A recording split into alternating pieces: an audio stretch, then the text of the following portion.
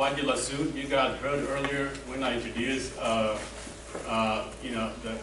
introduction of the conference that we have 2 MCs. I will do the morning session, and then we have another one that come up at the lunch. So Wajil already came here because you were one of our first speakers. So he needs to know more introduction of to say that, hey, we have a new MC. So I will welcome Wajil to the front, and he will take over from here.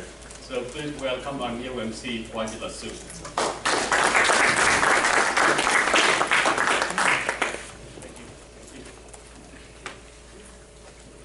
Good afternoon. You guys might be full. It's about to take a nap, it looks like. Well, once again, my name is Wajila Suit. I'll be taking over from my friend, Dr. Isaac here. I think, welcome back for after lunch. This is Edugumile.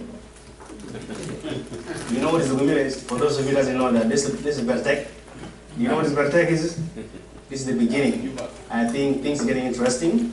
This is an appetizer for the event, and I'm loving it. I think this is an opportunity for us to get engaged and get to talk to each other, with each other rather than to each other. That being said, we're going to start our session.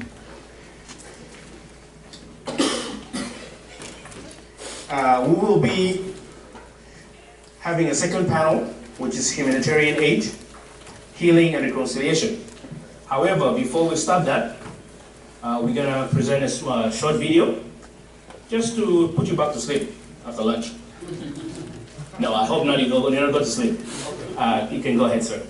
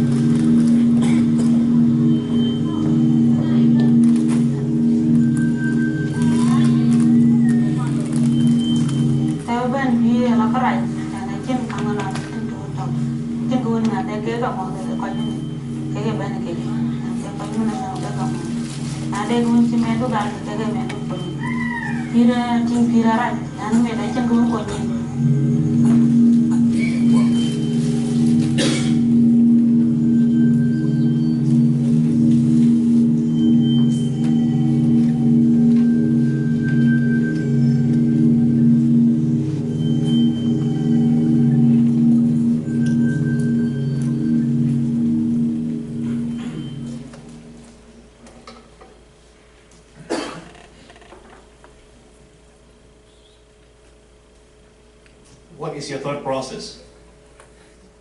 It's very sad. Sad indeed, isn't it? Well, this is an opportunity for us to start talking about the humanitarian component of our conflict in South Sudan. I'm going to introduce the panelists. And one thing that I wanted to share with you guys, the issue of questions and Q&A, our moderator will handle that, but please be concise. Get to the point as we move along. This panel will be moderated by our young sister, Ms. Ayen Biol. She's sitting by my left here. She'll be moderating this panel. In the panel,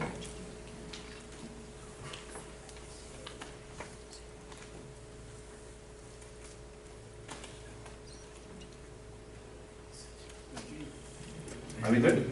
Yeah. In the panel, I'm going to introduce you guys, and then you come forward, as it's been done with my predecessor.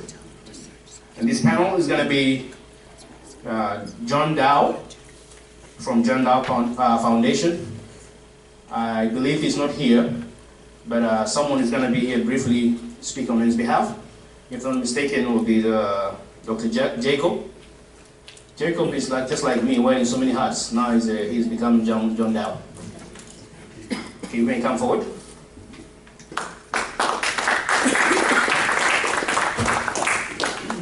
The next panelist will be Hanna Dijok, Executive Director, Sisters Hope for South Sudan.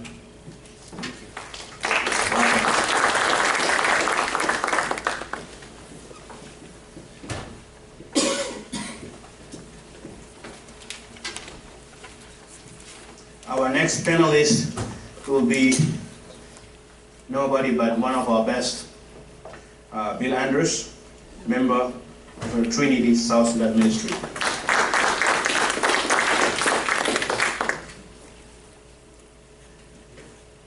The next panelist is Steve Hilbert, Office of International Justice and Peace at the United States Conference of Catholic Bishops.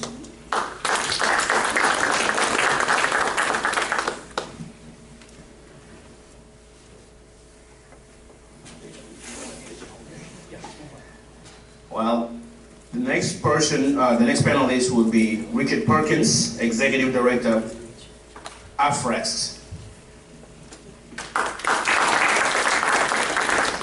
Now, without further ado, I'm going to hand over the table or the mic to Ayen to take it from here.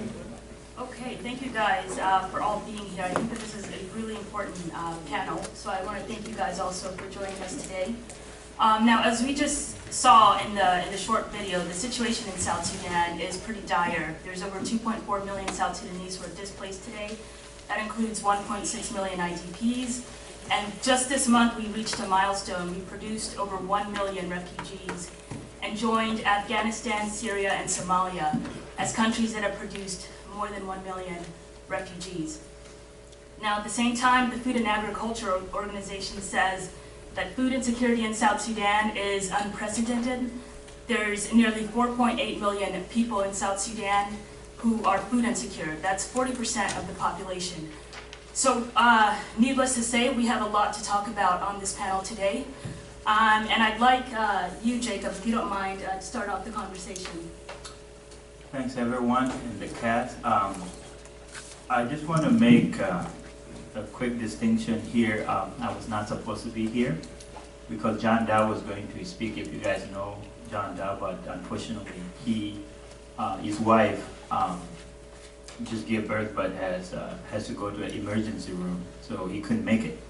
But John and I do a similar work. So a little bit of me, basically, I'm a public health person. I got my Master's of Public Health from Michigan State University. I'm a PhD student at the Global Health at the University of Florida, and I'm the co-founder of Southern Sudan Healthcare Organization. And this is why it's important for us to talk in these, I'm going to talk from a health perspective. You can take John Dow or my organization as a case study that many South Sudanese are doing great work, from NGO like mine to a bigger NGO, and one thing is clear is to help the people of South Sudan. To put it in one context, so in 2013, right before the war broke out, I myself took some Americans with me to go to my clinic to help and train them. As I arrived in Bor, unfortunately, the war broke out. I was there for a week. If you guys remember, our U.S. military plane was shut down. I was one of the people who organized that rescue as proud American citizens that were shut down in the conflict. Why is it important? I have seen it in my own eyes, what I try to make it different, but those kids that I left, they were not lucky to be American citizens to be evacuated. These are South Sudanese citizens in IDP camps, in the refugee camp across the country. So when I talk of these issues, I've been heavily involved in it. Now, you just watch the malnutrition. I concentrate in burden of diarrheal diseases in a refugee setting. I mean, you go everywhere in the nearest country, Kakuma, over 194,000 are South Sudanese. You go to the same in Ethiopia and all this. So the health, I want to make it clear, the health impact after the war is a big problem. And lack of medication. For me right now, I could operate, thank God, I could operate internationally, but if there's no facilitation and if there's insecurity around the country, that is really a problem. I feel, just to make it clear, in Jonglei State alone, maybe mine and John Dow were the few, actually John was destroyed in the war. Maybe few were not destroyed. These are the realities that we're talking about as advocates, that when our American friends donate money to help these people, as you just see, the children under 5, and then the war break out, it's affected not only South Sudanese, but affected all of us. So I just want to let you know that health does not know boundaries. Health does not know and does not care what tribe you're from. And that's the beauty of it, that we try to make it different, whether at the Ministry of Health, I met with them, whether at the state level. But here's the real challenge, guys. If we continue this war, the outbreak of, God forbid, Ebola in Juba alone, last month there was an outbreak that is unidentified pathogen. It could be Ebola, it could be this, but guess what? Who is really paying attention to the health outbreak? If we think from epidemiologist perspective, no one, okay? And how do you even follow the cases if you have issues, insecurity between North Sudan and South Sudan and go there? So let me just put it this way. Let's pray that there's no Ebola outbreak anytime soon. Let's pray that 1 in 5 children die in IDPs because of a simple diseases that we can prevent, which is diarrheal diseases in IDP camps, in the refugee camps. And it broke my heart that here we are, many NGOs, many Americans who donate their money and want to help our children and our country, but guess what? We cannot even do it because we don't have a stable country. So I'm just going to stop there, but the health issues the amount of people die from health diseases is twice, if not many, more than the war conflict that is going on. So you can even think of triple burden of diseases. So you have diseases, you have car accident, you have war on top of that. Can you imagine what society are we really leading? Alone, even if we are a stabilized country, the maternal mortality rate in South Sudan is 2,054 per 100,000. It's like one out of 50 women die from maternal mortality rate. Okay, my attempt is to even have prenatal care being checked out. We don't even have that facility.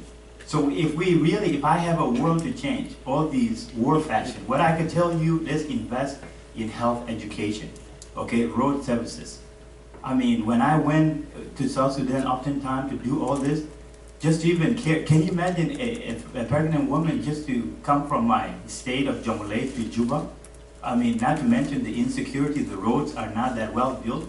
So the challenge and the health indicators of MDG goal, we are way below those. What I meant is Millennium Development Goal, now it's called Sustainable Development Goal. We are not even close to hit any of the mark, okay? We are not near hitting anything. But how can we do that when the country is at war? These are the challenges not only to me, but to everyone. That can we stop war, please, and give us a chance to use the best of the best of South Sudan, and I'm gonna stop here, where we have our South Sudanese friends, okay? We cannot do this by ourselves. So thank you, but health is a problem in South Sudan.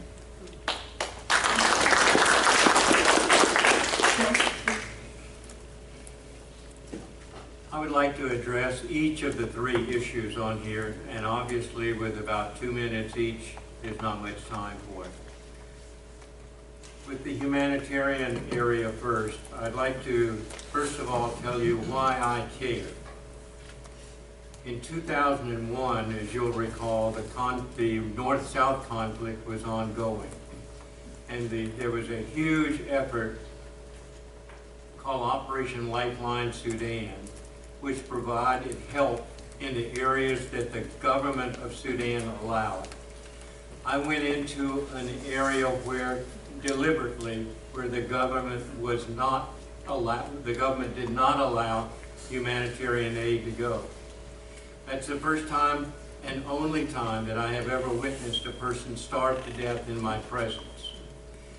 We tried to evacuate 2 people. A mother who was so weak from malnutrition that she had no milk to give, and her baby who was so weak that if there had been milk, was too weak to be able to nurse. That child died on the airplane as we were trying to take it out.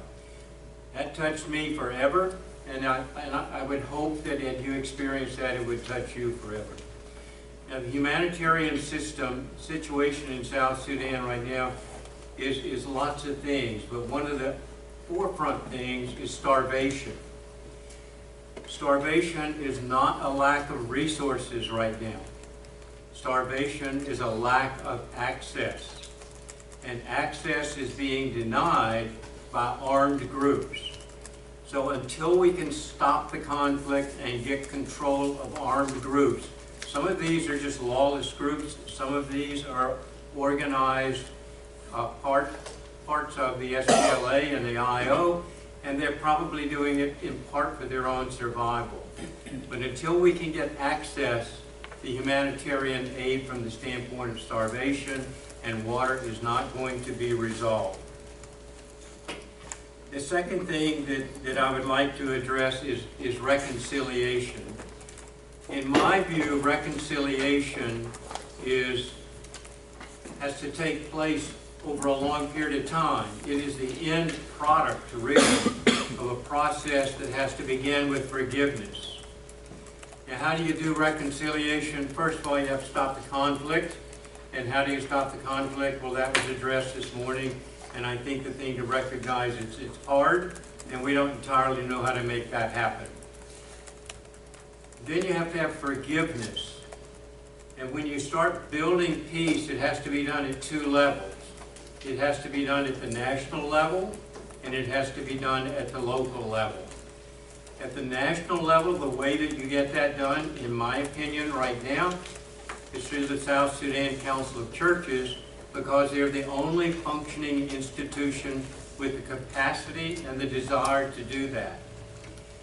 Similarly, if you can stop the fighting on the national level and start the reconciliation process, you also have to achieve that on the local level, because we have some historical reasons for conflict.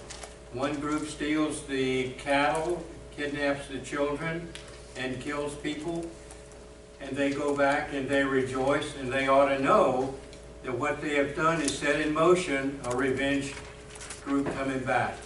So that's a cultural issue, and so we have to interrupt that cultural issue, and it's going to take time, and it's going to take a strategy.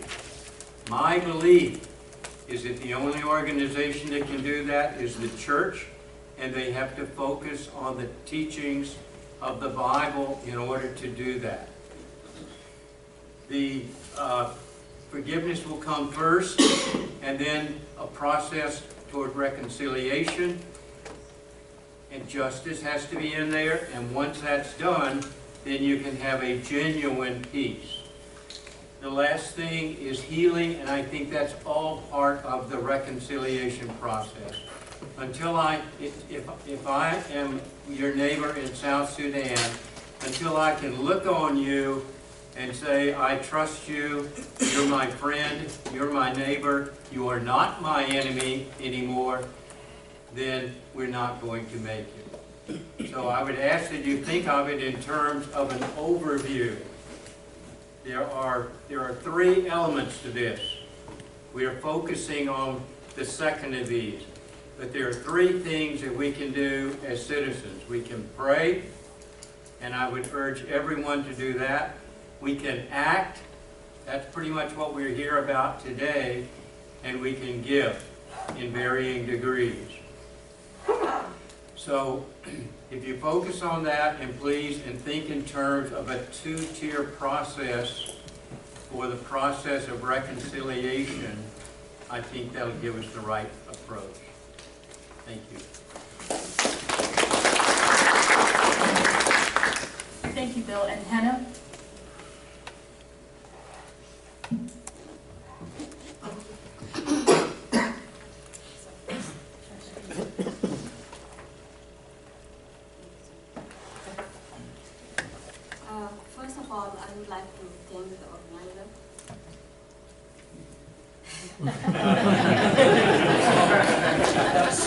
I would like to thank the organizer, and I would like also to thank the United States government and the American people for helping South Sudanese in this difficult time. As we all know that education is very important for any developing country. And if I remember, during the struggle, one of SPLM slogan was taking the village to the city. And this was the hope of all cities. The village, the city to the village. Taking a city to the village.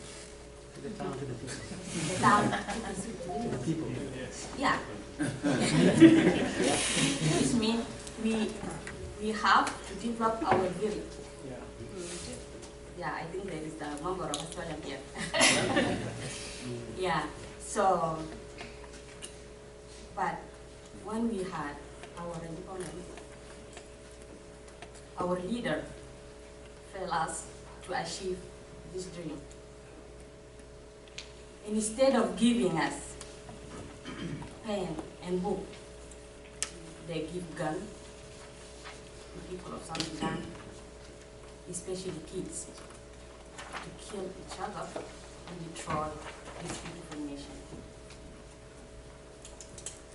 In 2013, the war broke out in South Sudan. Many schools were destroyed, and the kids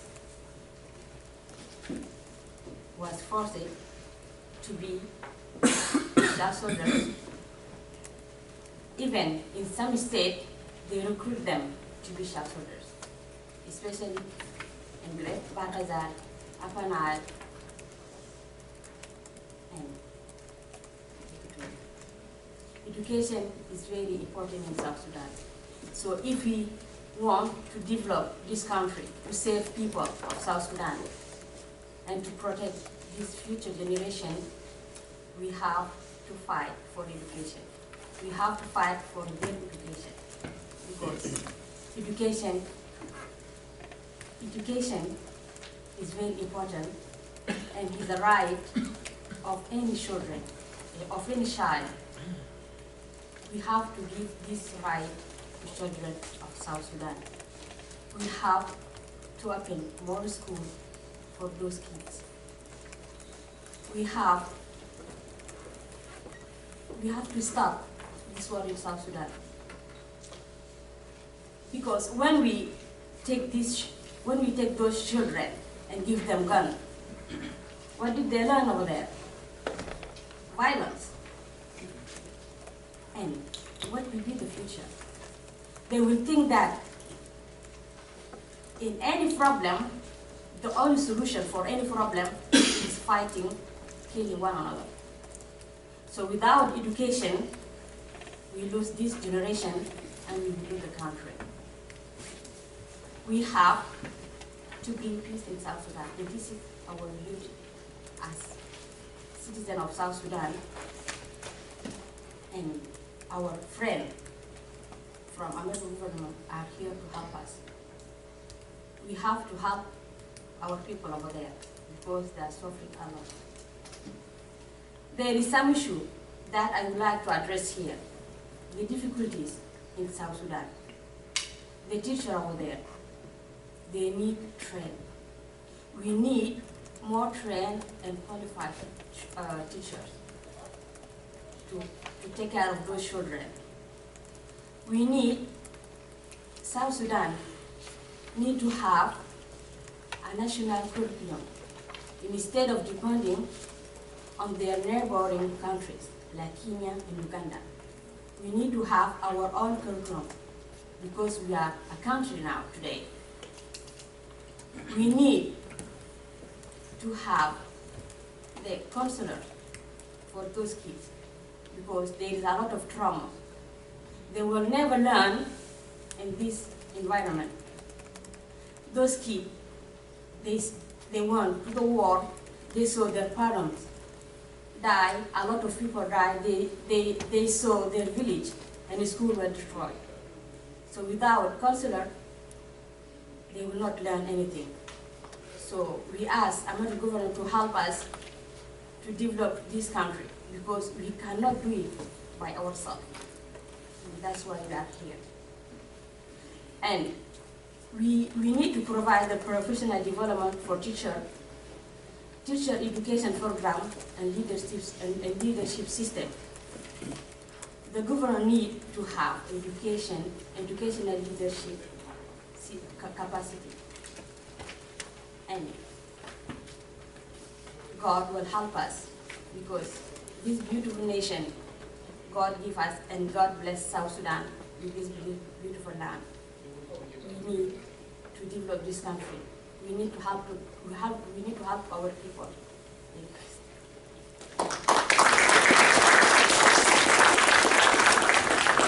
Thank you, Hannah. And now we're going to go to Steve, who has a presentation on the PowerPoint. That was a powerful presentation. Thank you, Hanna. Thank you for your invitation to come and speak to you. I hope I can make this work. I'm a very low-tech person. The computer?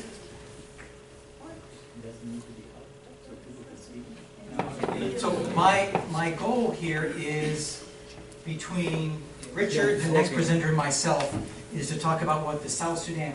It's working. It's good. Thank you. Can you guys see okay? Or should we- You're good? Lights. It's probably with South Sudanese. It's too tall. I don't know what it is. But so. One more. Okay. Okay. All right, so I'll explain it to you. So we're going to talk to you about what the South Sudan Council of Churches is doing. And I'm going to dig a little bit deeper into what Bill was talking to you about reconciliation. You hear that word a lot. What does it actually mean? How does it really happen? And so what I'd like to do for you is to present a model of reconciliation. It comes from a man named John Paul Lederach. He's a Mennonite. He's done some brilliant research in reconciliation from a faith perspective. He used to teach at Eastern Mennonite University. He's now at the University of Notre Dame. So this is his model of the 4 elements required for true, sustainable reconciliation. So the first one is truth and remorse. Very often we know from conflicts around the world that in conflict the truth is hidden, the truth is covered up, or even worse, sometimes the truth is buried. And for reconciliation to happen, you have to reveal the truth. The victims who survive have to know what happened. And for reconciliation to happen, it has to come from the perpetrators themselves. The victim needs to know what happened. Why did you kill my husband? Where is my husband now? How did this happen? When did it happen? And so on. All of that is necessary to hear from the perpetrators, for that person to feel like their loss and their hurt and their grievance is in some way validated. And the second thing is this gives the perpetrator the chance to take responsibility for what he did. A lot of times that's a burden. Carrying the burden of what a person has done in the conflict can be somewhat of a burden.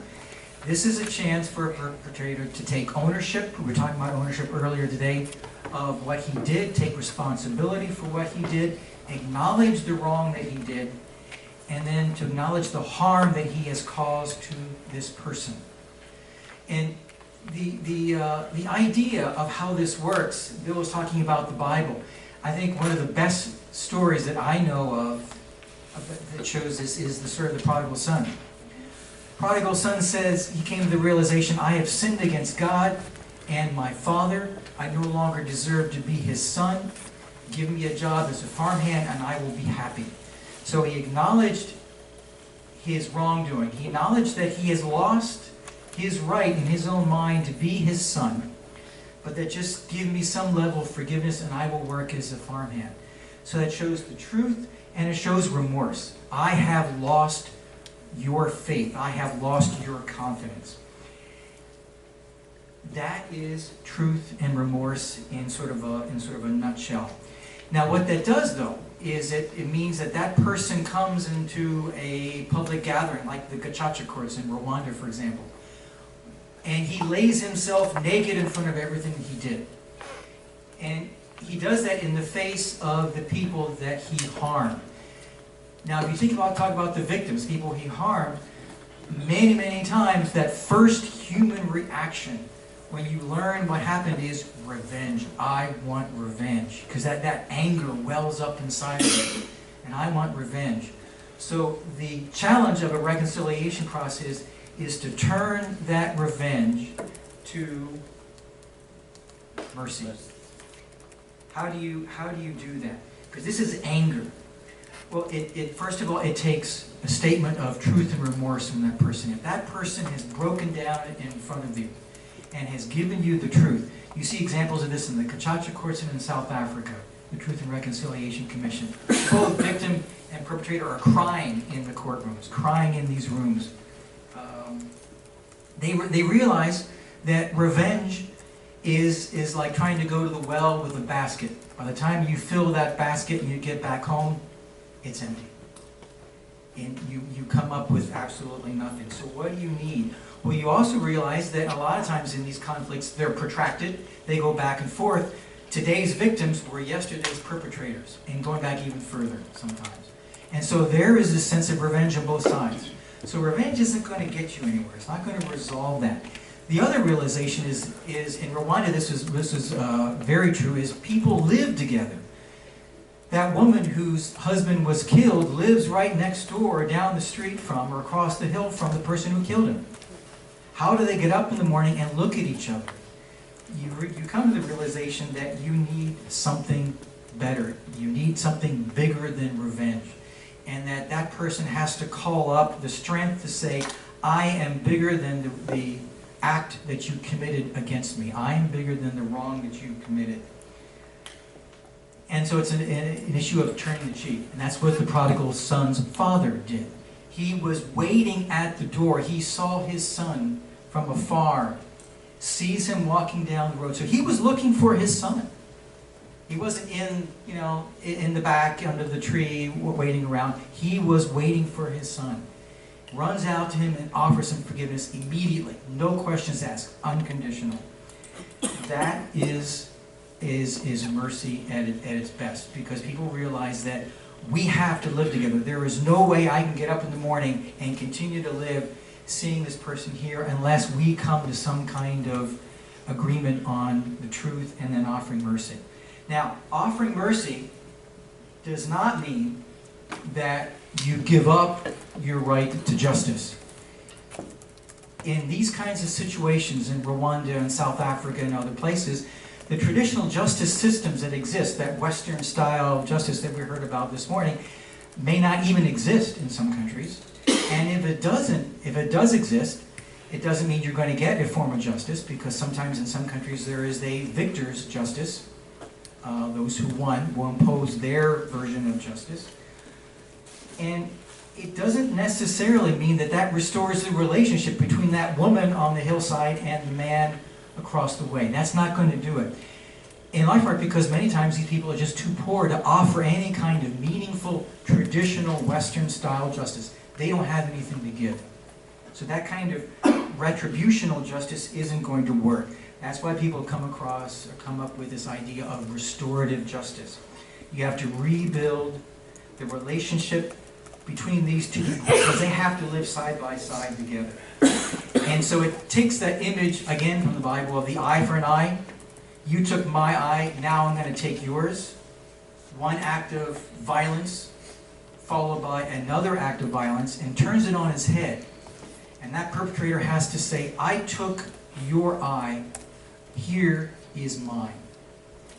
So if that man in front of that woman, he killed her husband, says, I killed your husband, I can't bring him back to life, but when your roof leaks, I will repair it. When your crops need to come in, I will help you bring them in. So it's not an eye for an eye as two acts of violence. It is, I took something from you, I will do my best to replace it. There's a great story in the Gandhi film, if anyone of you seen the Gandhi film, where a Hindu man is talking to Gandhi after lots of violence. and Gandhi was doing a starvation, was doing a hunger strike, and he was dying. And this Hindu man came to him and said, "No, you have to stop this because I already have the blood of a Muslim man on my head. I'm going to hell. I don't want you on my mind as well." And Gandhi turned to him, and this is in the film at least, and says, "I know a way out of hell. You take that man's son and you raise him as a good Muslim." So that's, again, this reversed version of eye for an eye. I took a Muslim child's father, I'm going to raise him as a good Muslim. That's mercy and justice in sort of in a way that brings people back together again. Same thing happened in Rwanda as well. That was powerful. The last thing, though, to make this sustainable is that you may have a community where maybe they are and have reached some level of reconciliation, but if you have outside actors, politicians, or religious leaders, or ethnic leaders coming back trying to sow division amongst that community again, you need to have structures there to resist that. Otherwise, you fall right back into that. And so the last element of reconciliation is structures of peace that are built to resist the return, this return call for back to arms. How is this done? Well, between two ethnic groups, if there are different ceremonies between the two communities, those ceremonies are shared together. If there are cultural events, they're shared together. You hold joint remembrance ceremonies where you relive the truth. You relive the acts of mercy. You come back and you talk about how this is working and so on. You consolidate that reconciliation that exists there. Sporting events and things like that. Let me give you a great example from Chad. When I was working in Cameroon and Chad, there were Christian villages in the south where the Muslim military would go around and they would occasionally ride with a truck and take goats and sheep and millet and radios and things like that. This village came up, we were working with the Catholic Church there, and they were training these villages how to resist this and how to build peace. They came up with the idea, as the Eid holiday was coming up for the Muslim folks in the area, in particular the military base across the way, they said, instead of waiting here in our village for these soldiers to come and steal from us, let's put together some sheep and goats and millet and go there and wish them a happy Eid. And they did that. And the man, as they were recounting this to me, said, you should have seen the expression on the faces of those soldiers. They were used to treating these people as victims, victims that would do whatever you wanted. Now the victims were coming to them and saying, happy Eid. You're Muslims, we respect that, we want you to feel happy about us and so on. Here is a happy Eid. Now imagine you're a soldier there, and you go, the next time you need some food, you're not going to go to that village that gave you goats and chickens and millet for your happy Eid, for your Eid celebration. You don't steal from friends. You don't steal from people who recognize you. That takes these relationships and rebuilds them and turns them on its head. So victim and perpetrator, turn on its head. Predator and prey, turn on its head.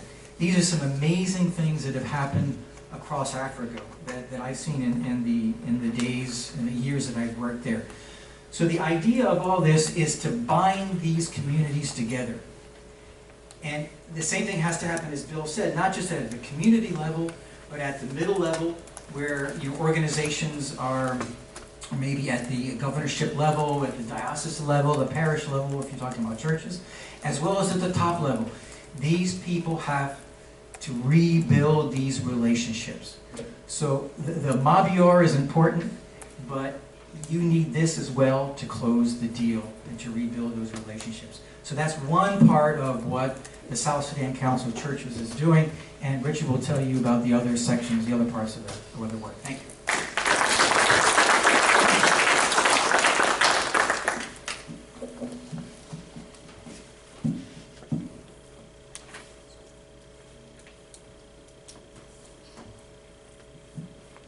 Oh, I'm sorry. Yes, go ahead, please. Can we have a little light?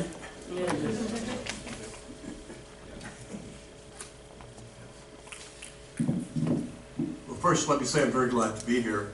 And I'd like to think that AFRECS is a household word, but I know it's not.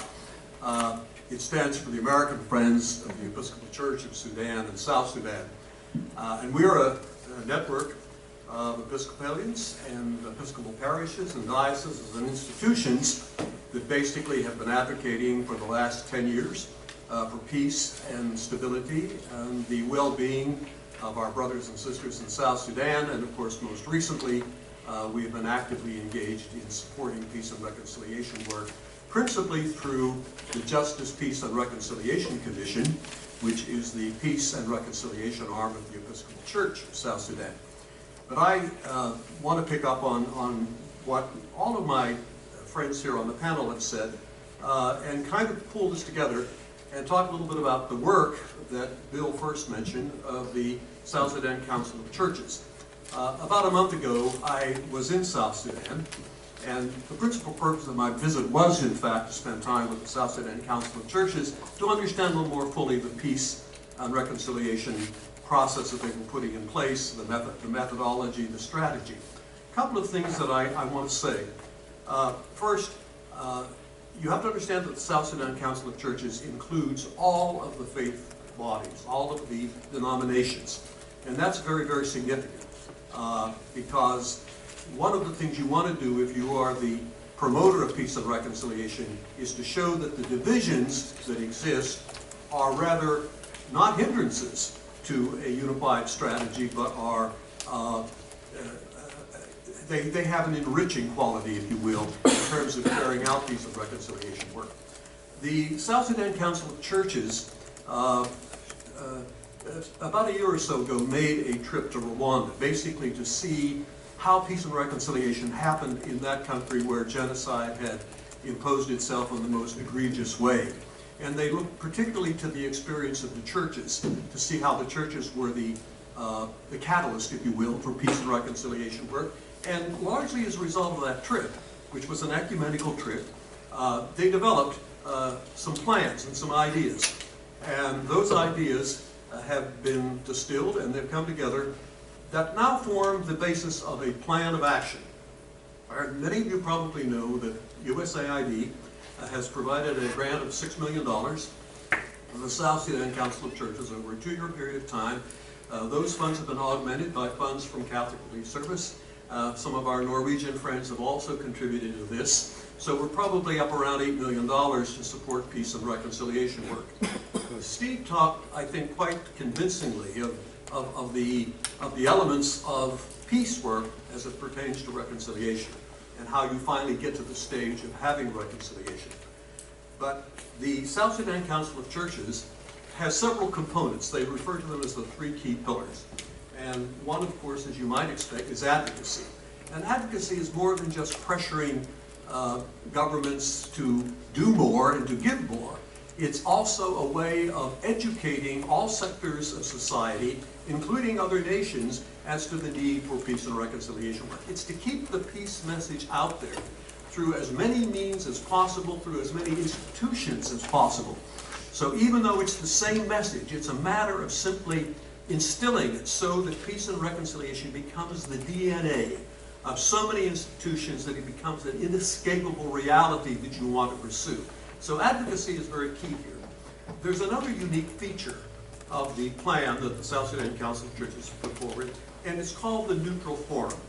And the Neutral Forum picks up on a lot of what both Bill and Steve were talking about. It's that safe place where different points of view can be expressed. It's where civil discourse can occur in a safe environment so that the most outrageous things can be exchanged. One of our previous speakers in the earlier panel talked about the importance of information, the importance of truth.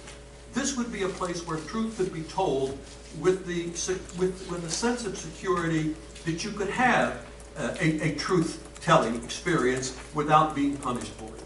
And the South Sudan Council of Churches has made the Neutral Forum.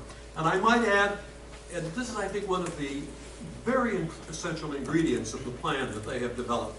It is a plan that recognizes, again, the point that Bill made. You've got to do it at the top, but you've got to do it at the payam level. You've got to do it at the grassroots level. What do you have to do? You bring all of the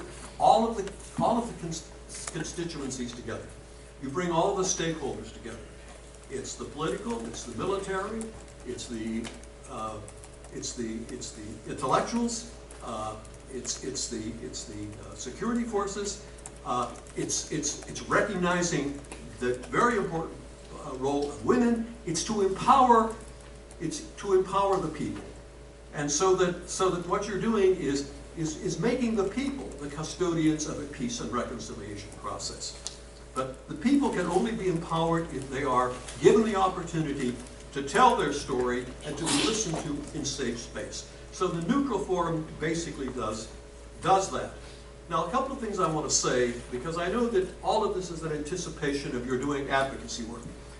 And the model that Steve put forward here, and the comments that Bill made about what has to happen, and what my sister said about education, I talked to one of the church people there who was doing educational work.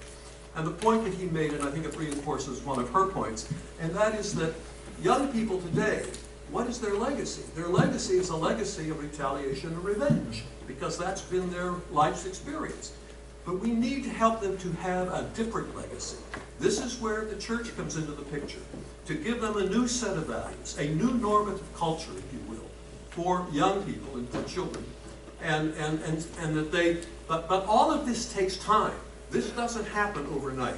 So I hope as you think about what you're going to be talking about in the future and as you do advocacy work, recognize the fact that, yes, humanitarian assistance, that is an absolute imperative as we look at the suffering of the people of South Sudan that has occurred over the last nearly 3 years now. But we have to build institutions that can carry forward this kind of a model that can respond to the educational needs of young people that have already been talked about. Why do we emphasize the churches? Number one, the churches are everywhere. They are ubiquitous. In a country where roads are not good and you can't easily communicate with each other, the church is everywhere. It may be under a tree somewhere, but it's nevertheless there. So the church becomes, by virtue of presence, an indispensable agent of peace and reconciliation work. But when you do peace work in South Sudan, and we've done some peace work, I know of one instance where we did some experimental work or some pioneering work in Bor, where there was serious conflict. Very costly, because when you bring people together, and you've got to bring people together, you want as much ownership of this process as you could possibly get. It's expensive, it's costly. You have to feed them. I mean, you're dealing with a situation where there are simply no resources, and so you have to provide all of the resources. How do you get them there? Transportation becomes an issue. So I'm always pushing the idea that you have to recognize that this is a costly and time-consuming process. We know that one of the reasons for the crisis that we had as of December 2013 was that, yes, we had independence and we had a comprehensive peace agreement, and many people will tell you there was a certain amount of euphoria that existed when we had an opportunity to celebrate the independence of South Sudan, but there was a lot of raw material that never got really dealt with in terms of the potential for conflict. We have to sustain this kind of a process so that we do not have a repeat of what happened in 2013, that the institutions, the churches, become competent and the people become empowered to be purveyors of peace and reconciliation. In other words, all citizens over time become peace mobilizers. But that's a process, it's costly, it's time-consuming, and so as we look at our advocacy agenda, let us be aware of the fact that we not only want to address the crisis as it exists today, but we want to take action that makes it inevitable that peace and reconciliation becomes the alternative, that there is a new paradigm, and that is a paradigm of peace, reconciliation, and most importantly, stability and democracy. So thank you. Thank you, Richard, and thank you, all of you, for what you had to say. I definitely learned a lot, and I think I speak for everyone here. Now, when it comes to South Sudan, there definitely isn't a shortage of ideas or people who are willing to work to help the country, especially speaking here in the diaspora. And in the conversations that I've had with people here in the diaspora, they have their ideas. They want to build schools, they build clinics, or even just send books to a village or one of the IDP camps. But they find it really, really difficult to do basic stuff like that. I'm wondering if you guys could talk about how your organizations overcame the challenges to bring those goals into fruition in helping the people back home. And we can start with anyone. Richard, I see you. Okay, well, I think one of the problems when we talk about these crises, and we talk about the millions of people who are affected, sometimes if we just talk about the numbers, they are numbers that are they present such a daunting picture that if we're not careful, it becomes a pretext for doing nothing. Because you begin to say, well, what can I do? In other words, the problem is so complex and so overwhelming that you can't see a way in where your contribution can matter. So I think that, the point that Bill made, you have to act. Well, how do you act? I think we've all done things. We, of course, have been helping pastors in schools of theology to understand peace and reconciliation practices and tools. That's one thing that we can do. It doesn't cost $1 million, which is not the kind of money that we have. We helped to support the trip to Rwanda that the ecumenical delegation participated in. We helped to underwrite a pilot project in Bor so that our peacemakers, our peace mobilizers could actually learn a little more about how to do peace and reconciliation work. These are manageable. I think one of the questions is, can you carve a piece of this crisis out that's manageable and then do something about it? Maybe it is working with one particular school. I know of Episcopal parish that is supporting a school in Rumbek, and particularly focusing on women's education and giving them training in peace and reconciliation work. That's not going to solve the problem, but if you do those kinds of things over and over again, you're building a capacity to, over time, you have to have a long-range perspective on this. You have to respond immediately to the suffering, but as you respond to the suffering, also look at ways you can be engaged to make things better.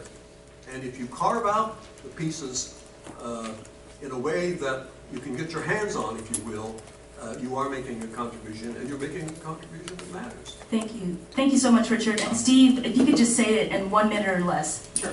1 minute or less. Got it. All right. 3 things. The U.S. Conference of Catholic Bishops has supported the Catholic Church and the South Sudan Council of Churches. During the CPA process, we worked with CRS to bring delegations here to make sure that the U.S. government was doing everything it could to step up its game and make sure that the peace process ended with a free and democratic country. In 2011, that happened. The other thing that the conference itself has done is also help finance the costs of reestablishing, actually opening, a new Catholic university. That's ongoing now, and it's growing very, very slowly. But the vast majority of the assistance that the church, the Catholic Church in the United States is given, goes through Catholic Relief Services. Large amounts of money for what was called the Jungle Food Security Program that unfortunately was to start in the end of 2013. That turned, unfortunately, from a development program into an emergency program, and they're now trying to reorient that program back into a development program in the area of Jonglei. The last thing, and they're also financing in fact, all the work that USAID, or the financing that USAID is giving to the South Sudan Council of Churches for their work, for that 3-tiered program that we're talking about, is going through Catholic Relief Services and some of their expertise in that area. The last thing that the Catholic Church is doing, and this is international, is you may have heard of the Solidarity for South Sudan group. It's a grouping of different Catholic communities that have come together to do 2 things: to train teachers in schools, as well as to train nurses for hospitals and healthcare centers. So that's, in a very small nutshell, what the Catholic Church is doing. Thank you.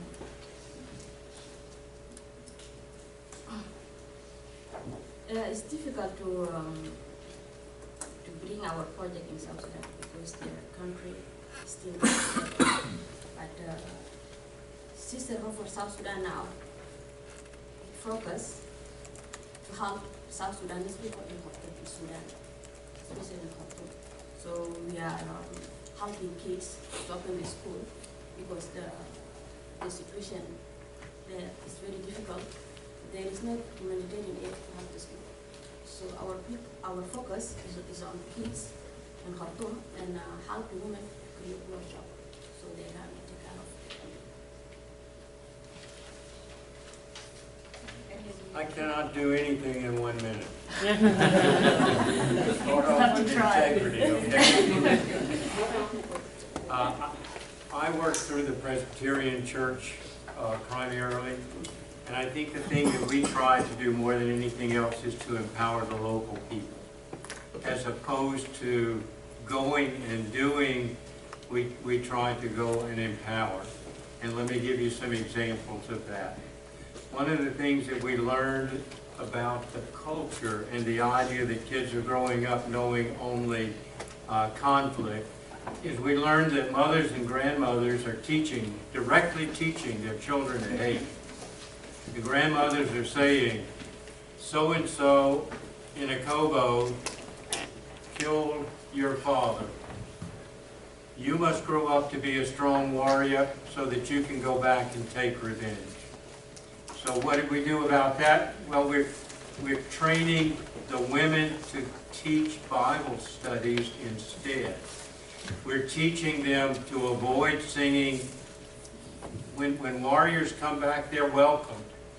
And they're greeted, you know, when they bring the stolen cattle back and things like that. We're teaching them to try to avoid that and to do that. We're working with them to try to lower the dowry so that it becomes something you don't have to steal to get enough cattle to do. One of the problems that is a social issue in this country, but which is really a poverty issue in South Sudan, is multiple marriages. One man will have 5 wives or something like that. So through the church has decided that you can no longer be the Presbyterian Church, okay? I don't know what that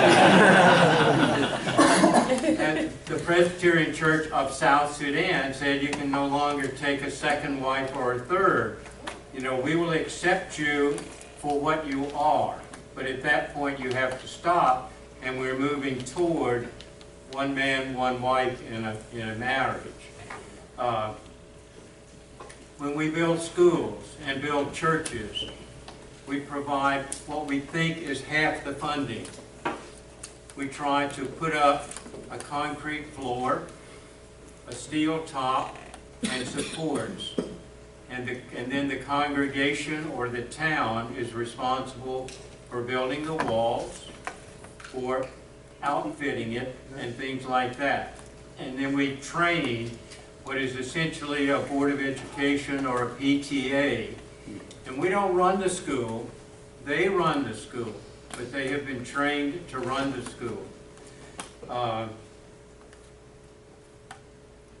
We have partners everywhere we work. We typically will work with the local church, but we also have a couple of indigenous NGOs that we work with.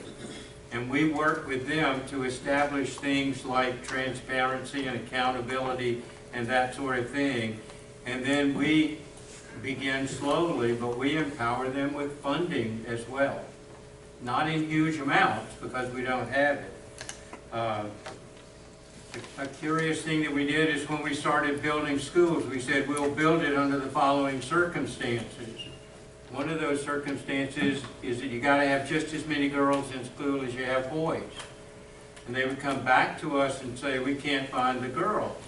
And we said, just enroll the boys. Well, suddenly, we had enough girls. Either that, or because girls' names and boys' names are not always clear to us, we had some boys in the girls' column. And I don't know whether that's true or not. But in any event, the message is there. And the other thing, which is a very practical aspect of what you were asking, a lot of aid planes go in. Let's say they go in and take a mission team in, and then they go back out. When they come back in empty. So we have started providing that, you know, we will bring things there that we can't take in the first time and bring them in the second time. It is possible, I think, for people to work out an arrangement so that empty flights take in books and things like that that you have. Yeah, I know some of you guys think that I like to talk a lot, so I want to break the record to be the first person under 1 minute. So Southern Sudan Healthcare Organization, I said earlier, use it as a case study because I know many of you guys are doing the same thing. But we provide healthcare to the people of most people of South Sudan, particularly in my village of Mar. Last week was the toughest one. There is a malaria outbreak. Due to the rainy season and insecurity, 2 children died. Right now, I'm communicating on the phone with the people, and there's no medication. So I'm trying to buy some medication from Juba, and to go there, which route do you take? Let's be honest, Juba to go to Juba Road is insecure. Airplane costs on arm and leg. Do you go by boat? We're talking about medication that can expire. These are the dilemma we're in. I say this is just my example, which I know is the same reason going across South Sudan. Now, to your question, here's the problem. We South Sudanese, since we came here, a lot of us has so many NGOs. Okay, you are in Malakal, Wow, Bor, you name it. But we don't have a proper way to communicate within the United States, and we live as a team. It's good to know Bill is doing something with Council of Churches. What are you knowing? I'm in public health, okay? But I'm willing to know what are you contributing in diaspora to South Sudan, so when we do go, okay, we meet the government official, and the government official, I'm praying the problem with them is lack of, my friends say, lack of political will. Because when I go there, I meet Mr. So and X, and he's so a nice minister, and I said, follow up with me, guess what? They never showed up after that, okay? So this lack of political will and grassroots from the United States as diaspora to South Sudan, to your own Boma and village, it's a lot of coordination. It needs a collaboration of genuine teamwork. And let me give you an example. We're not just in our village. I brought the ministry of my state back then to my university and say, train these people as biologists, epidemiologists. Do that. We have an MOU with University of Minister of Health, and I'm trying to let them come. So I'm not just thinking of my village alone. I'm saying, come with me, but let's be realistic, guys, with South Sudanese. Lack of follow-up, okay? I can talk to all my experts. Yeah, okay, more than 1 minute. But it's a coordination is the problem. We don't follow up. Either we know it or unknowingly, I don't know what it is. So our people, we need to do a better job. And I'm going to start, that's coordination from here to Juba, to your village, and Payam, you name it. We need to coordinate and talk together. Thank you so much, and thank you everyone for everything that you had to say. Let's give them a round of applause. Unfortunately, we don't have time for questions, but the good news is you guys can go up to them during the break after the next session and ask them a question. So sorry that we didn't have enough time for questions, but thank you guys. Once again, let's give another round of applause, gentlemen and ladies. Well, I must say, my brother here, he talks so much more than his hair. I know this is very interesting. Forgive me because of the time factor, but this panel overall is about the message that we need to see happen. The message has to be implemented in our country. Again, you can meet them on a site. I know the next thing is going to be a break, but I'm not going to give you a break. How about that? Yes. We're not gonna have a break. You already have enough breaks. Yes. No. Yes. 5 minutes. You know,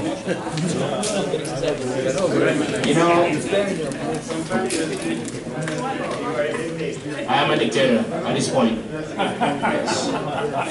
But I see people walking outside. I'll give you 2 minutes to use the bathroom. Yes. That's a true dictatorship. Okay, 2 minutes, this is stretch. Because people are walking out. Yeah, they give themselves a break. Guys, It's psychological. please come back in 1 minute, please. Please. No, 1 minute now. Stop greetings. We've been greeting each other since morning, Yama. That's true.